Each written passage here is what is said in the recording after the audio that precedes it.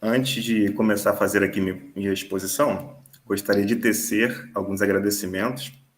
Agradeço a Deus pelo fôlego de vida, a minha esposa que conjuntamente comigo está vivendo esse mestrado desde o início. Agradeço a professora Gabriela Ventura, minha orientadora, que sempre traz luz para as nossas nebulosidades, bem como a todo o grupo de pesquisa encabeçado por ela, pelas sugestões e contribuições que enriqueceram bastante o trabalho, a toda a turma 2022 pela proatividade, companheirismo, e, além disso, a todos os professores e professoras do programa que contribuíram, assim, em nosso processo formativo. O tema do nosso objeto de pesquisa é a escravidão contemporânea e educação profissional e tecnológica. Contribuições para a formação omnilateral dos estudantes do IFRJ Campus Nilópolis. Minha orientadora, professora doutora Gabriela Ventura. Esse tema se encaixa na linha 1, práticas educativas em EPT, e no macro, projeto 1, propostas metodológicas e recursos didáticos em espaços formais e não formais de ensino na EPT.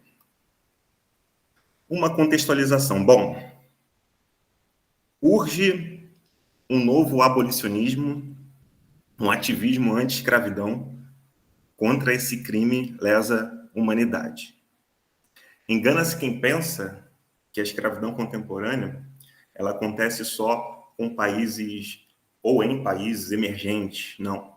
Países também desenvolvidos se utilizam, assim, da exploração, da coisificação por meio do trabalho. Sendo que o nosso recorte espacial é o Brasil, porém sempre traremos o ordenamento jurídico, o arcabouço legislativo, tratados internacionais para dialogarem, assim, com a nossa pesquisa. E convém lembrar também que a escravidão contemporânea ela tem tudo a ver com o nosso histórico escravista de 350 anos de escravidão do africano, do negro africano, e colocando os nativos, os povos originários, nós temos aí mais de 388 anos. A Lei Áurea, o famoso, para alguns, 13 de maio, aboliu formalmente a escravidão. Porém, ela ainda sobrevive, como falei, na sociedade brasileira e no mundo como um todo, sob outras formas, de uma forma dissimulada. Então, quando se pensa em escravidão, as pessoas pensam logo no Pelourinho, no navio negreiro, nos açoites, na masmorra. Hoje, ela é econômica. Bom, mesmo as naturezas legal e econômica sendo diferenciadas, a escravidão contemporânea tem tudo a ver com uma abolição incompleta, que negou, assim, direitos civis, políticos e sociais aos negros. Isso porque, segundo números da Divisão de Fiscalização do Trabalho Escravo ligado ao Ministério da Economia, e esses dados são de 2019, a maior parte, assim, da população escravizada é de negras e pardas.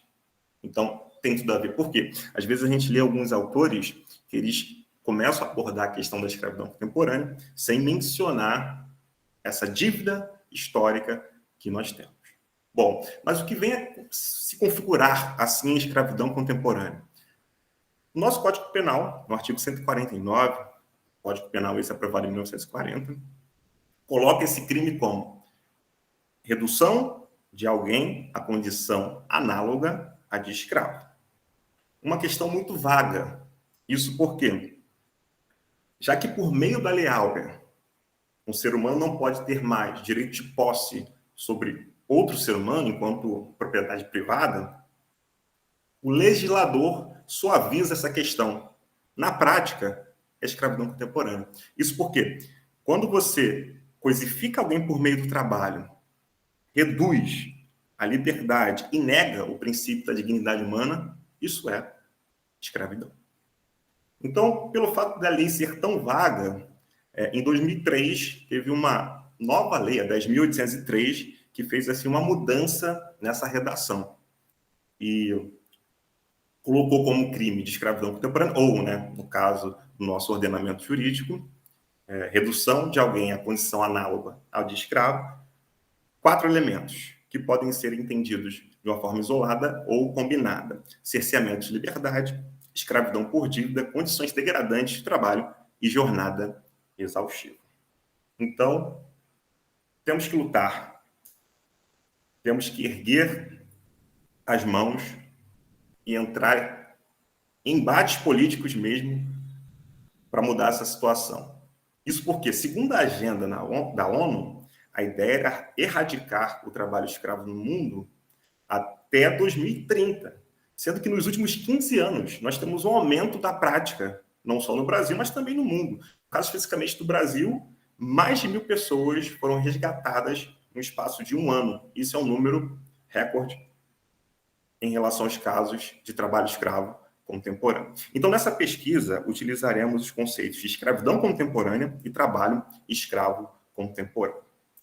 Bom, o marco zero para a denúncia desse crime esse, que segundo o mesmo Código Penal que eu mencionei no artigo 149, tem como pena reclusão de 2 a 8 anos, mais multa, mais o agravante feito por meio da violência, nós temos 1971, Dom Pedro Casaldálica, bispo do Mato Grosso, ele escreveu uma carta à sua igreja, bispo esse ligado à teologia da libertação, falando sobre as questões do mandonismo local, da concentração fundiária, da exploração por meio do trabalho. Então, esse é o marco zero de questionamento da sociedade civil em relação a esse crime. Sendo que isso aconteceu durante a ditadura civil-militar, e o poder público não estava nem aí para isso. Até que, em 1988, tivemos um caso na fazenda Espírito Santo, do Pará, do adolescente José Pereira. Ele, com mais um amigo, conhecido como Paraná, fugiram dessa fazenda em que eles estavam executando serviços por meio do trabalho escravo. Foram alvejados, José Pereira recebeu um tiro no rosto, se fingiu de morto e o seu amigo Paraná veio a óbito.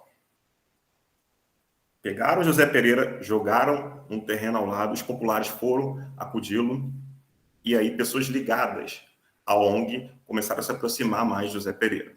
Ele tentou resolver com sua família esse caso na polícia local, na polícia federal, mas não deu em nada. E assim, algumas pessoas ligadas à ONG levaram o caso para a Organização de Estados Americanos e aí teve toda uma repercussão. Porém, mais uma vez, o governo federal não fez nada.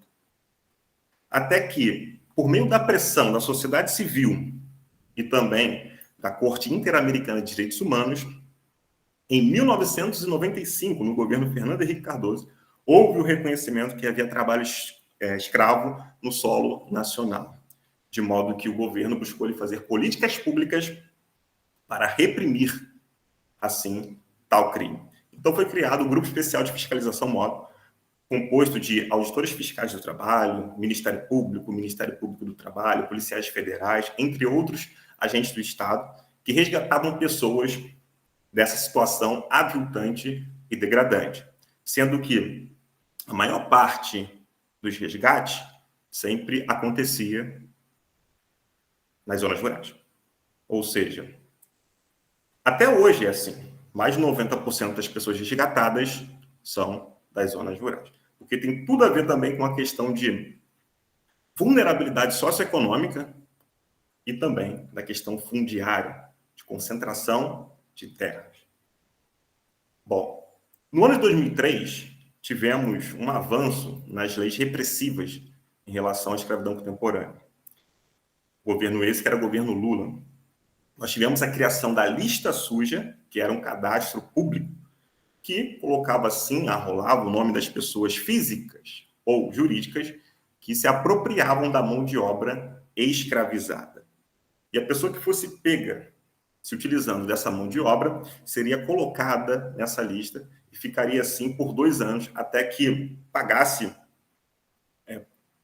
multas trabalhistas, previdenciárias.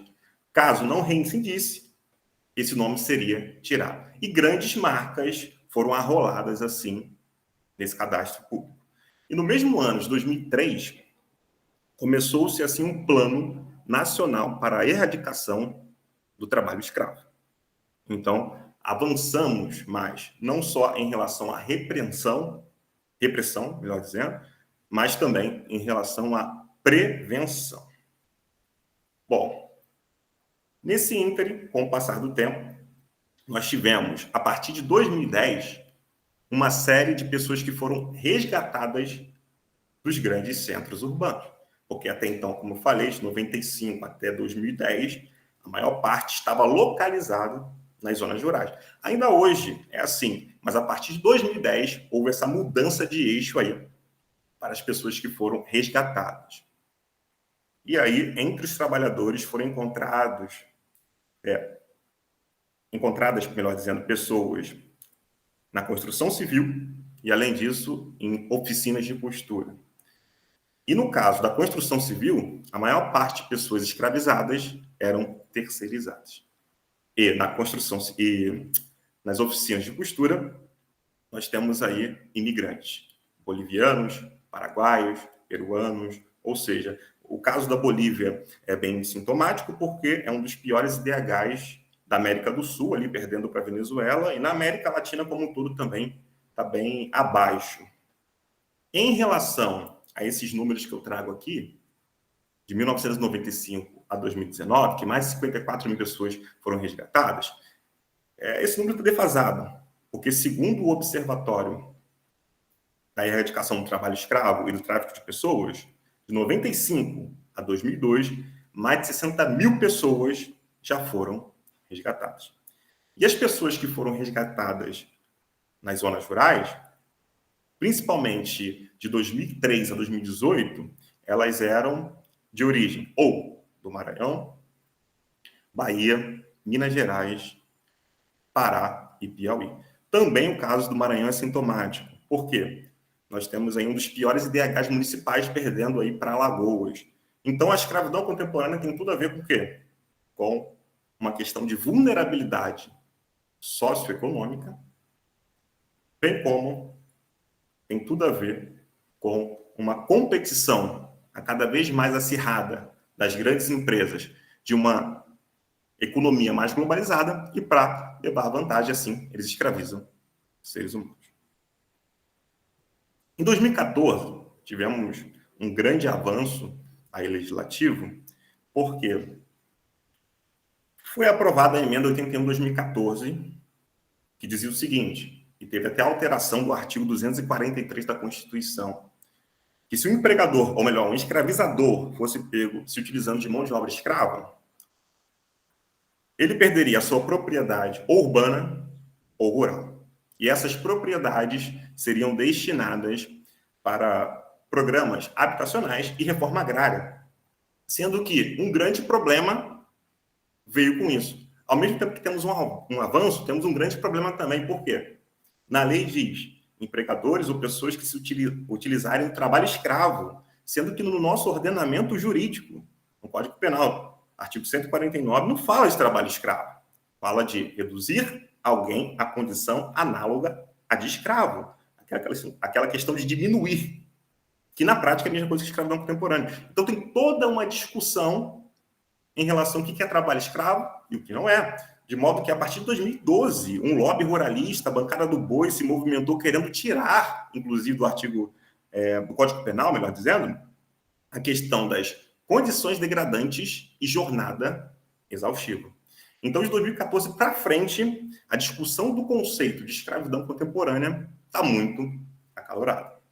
Bom, duas organizações não governamentais são importantíssimas aí para essa luta. Nós temos a Comissão Pastoral da Terra, de 1975, e a ONG Repórter Brasil. Ambas dão um acolhimento.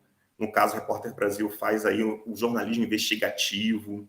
E a Comissão Pastoral da Terra é ligada à teologia da libertação, de modo que eles se apropriam de alguns elementos do marxismo e das ciências modernas para fazer assim as suas hermenêuticas teológicas, entendendo o seguinte, aquela lógica escatológica cristã de que não vai haver divisão social no céu, que não vai haver pobreza, que não vai haver desigualdade, eles invertem e dizem o seguinte, é possível lutarmos por isso aqui enquanto estivermos aqui. O Pai é nosso, o pão é nosso, ou seja, como Madre Teresa de Calcutá dizia, as mãos de quem ajuda são mais santas do que os lábios de quem reza.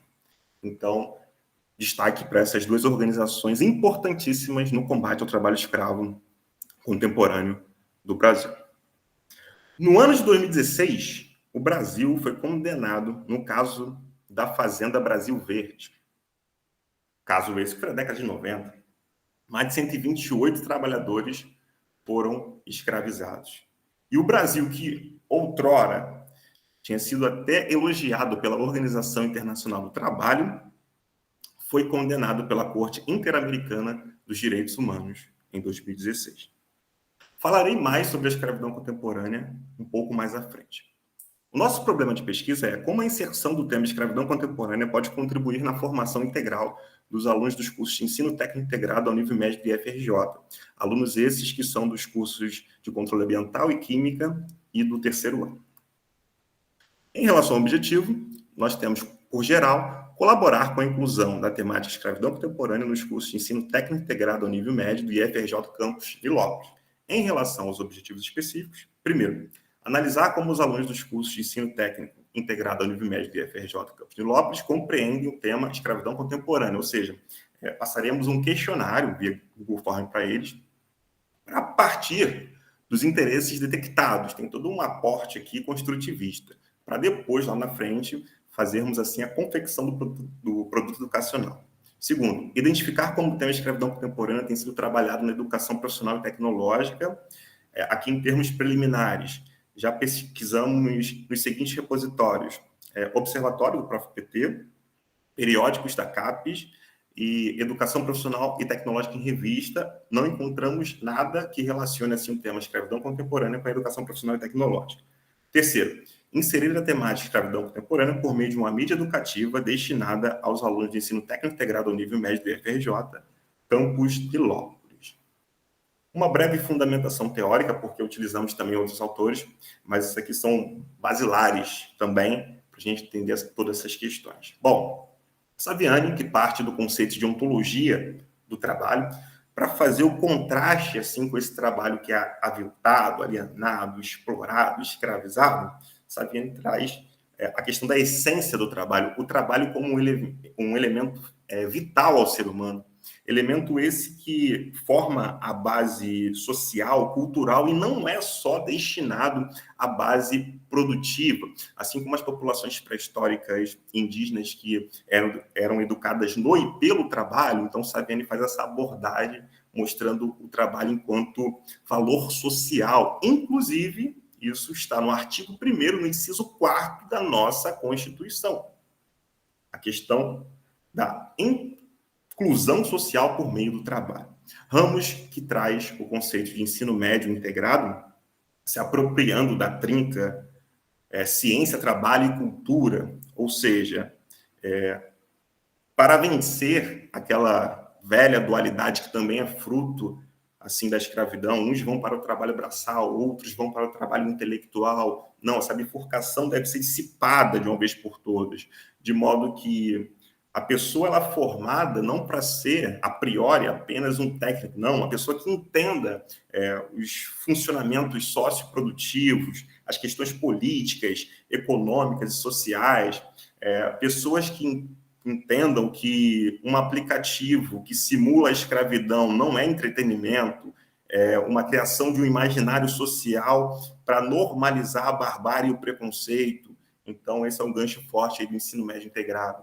Antunes, que traz o conceito de metabolismo social do capital, ou seja, metabolismo esse que se alimenta e se retroalimenta do trabalho, fazendo com que as relações tecidas de um trabalho sejam destruídas, a própria essência do trabalho seja destruída também, e a vida e a natureza sejam destruídos dentro desse contexto.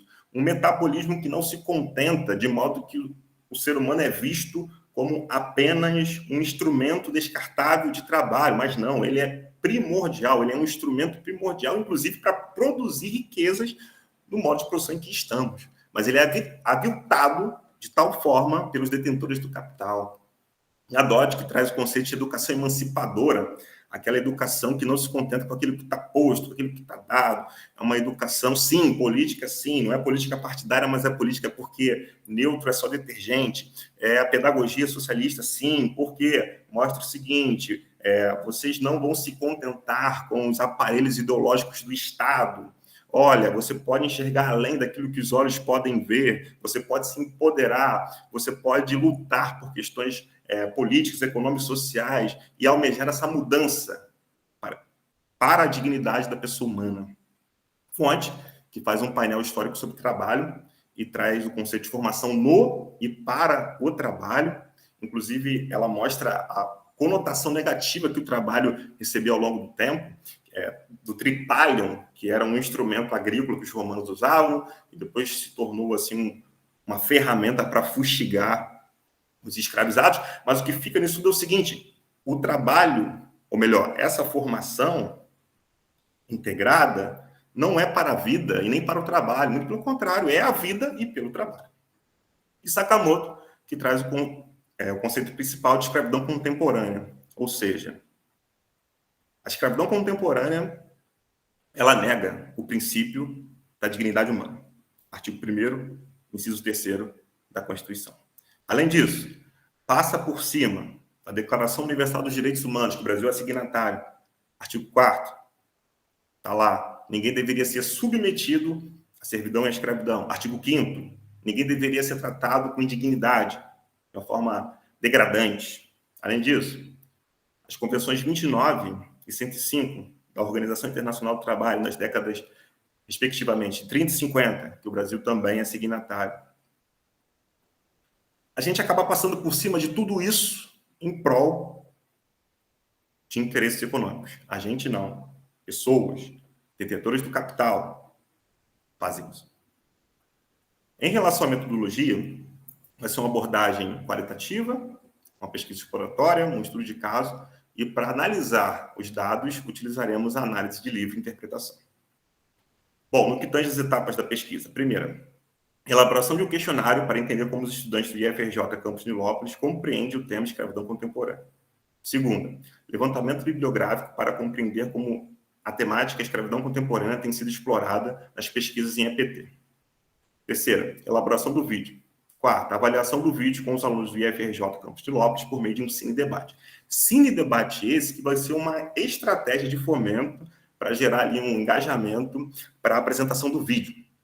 Porque o produto educacional é essa mídia educativa, é justamente esse vídeo que nós ainda faremos. Ou seja, esse vídeo vai ser destinado aos alunos do terceiro ano dos cursos de controle ambiental e química e trará uma pegada didática, vai ser um vídeo interativo e animado. Porque ao término do vídeo, que terá cerca de 10 minutos, os alunos poderão acessar via QR Code para fazer a avaliação do vídeo. E depois do vídeo, abriremos um espaço para um debate, para elucidar, porventura, alguma coisa que não tenha ficado tão clara, ou questões que os próprios alunos podem trazer assim. Mas o produto educacional, especificamente, é esse vídeo. Aqui o cronograma. O projeto foi submetido em março e foi aprovado agora em maio. E eu deixo umas considerações finais.